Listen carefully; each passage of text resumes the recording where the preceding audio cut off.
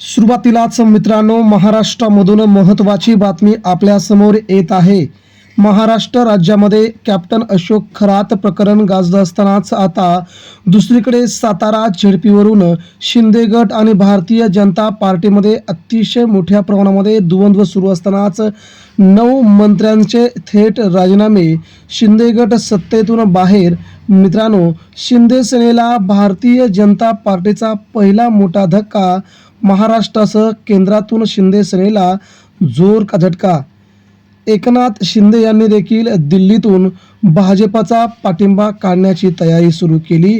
बीजेपीला केंद्रातील सत्ता घालवणार एकनाथ शिंदे यांचा नवीन इशारा. मित्रांनो, बातमी बघूया काय आहे. एकनाथ शिंदे यांना कमी लेखणं भाजपला आता महागात पडलंय.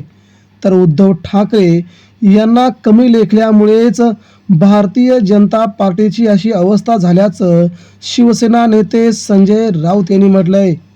आता केंद्रामध्ये देखील भारतीय जनता पार्टीला तगडा झटका मिळालाय. उद्धव ठाकरे यांनी जरी भाजपाशी जवळीकता साधली असली तरी देखील केंद्रातील बडे 3 नेते आता भाजपच्या विरोधात रणशिंग फुंकण्याच्या तयारीमध्ये आहेत. महाराष्ट्रामध्ये सातारा झेडपीवरून झालेल्या वादाच्या नंतर शिंदे सेनेचे मंत्री आक्रमक स्वरूपात रूप धारण करतायत. भाजपला आपण पाठिंबा नका देऊ. भाजपने ज्या प्रकारे आपल्या मंत्र्यांना बदलून मारलंय तशा भाजपसोबत आपण राहणं उचित नाही. शंभूराज देसाई यांना भाजपच्या कार्यकर्त्यांनी चोपलं असून तो व्हिडिओ आता सगळीकडेच व्हायरल होतोय. त्यामुळे संजय राऊत यांनी आता शिंदेगडाला जोरदार हल्लाबोल केलाय.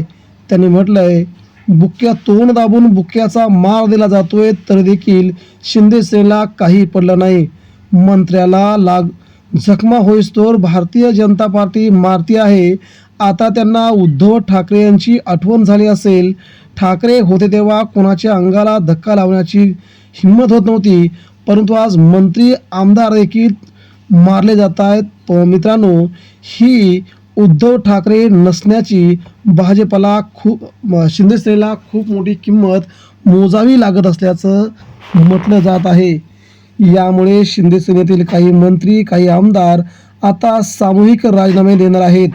शिंदेंना त्यांनी थेट आव्हान दिलंय की भाजपला सरळ करा, अन्यथा सगळ्यांचेच आमचे राजीनामे येतील, असा थेट इशारा दिल्यामुळे आता कोणकोणते मंत्री सत्तेतून बाहेर पडणार हे पाहावं लागेल.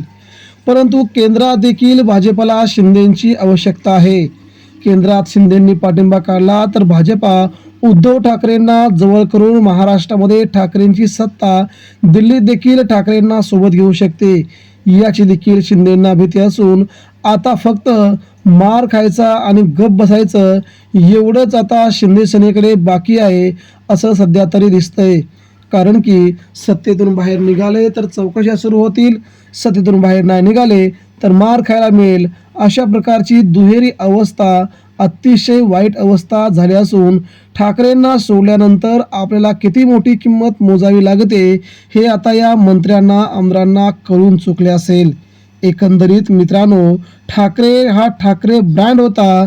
कालच मुख्यमंत्री यांनी विधानसभेत म्हटलंय, शिवसेना प्रमुखांच्या विचारांचे वारसदार असलेले उद्धव ठाकरे हेच खरे नेते आहेत, हेच मनमिळावू नेते असल्याची काल फडणवीस यांनी जोरदार उद्धव ठाकरेंचं कौतुक विधानभवनात केलं.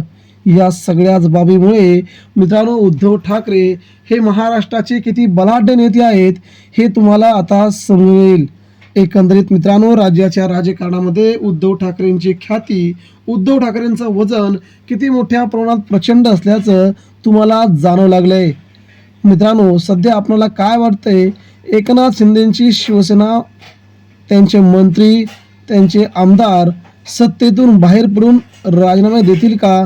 याबद्दल आपलं मत काय आहे? आमदारांनी शिंदेंना इशारा दिलाय, मग आमदार शिंदेला सोडून उद्धव ठाकरेकडे जातील.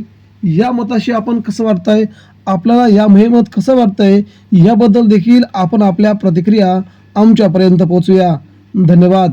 लवकरच नवीन व्हिडिओसह तुमच्या पाशी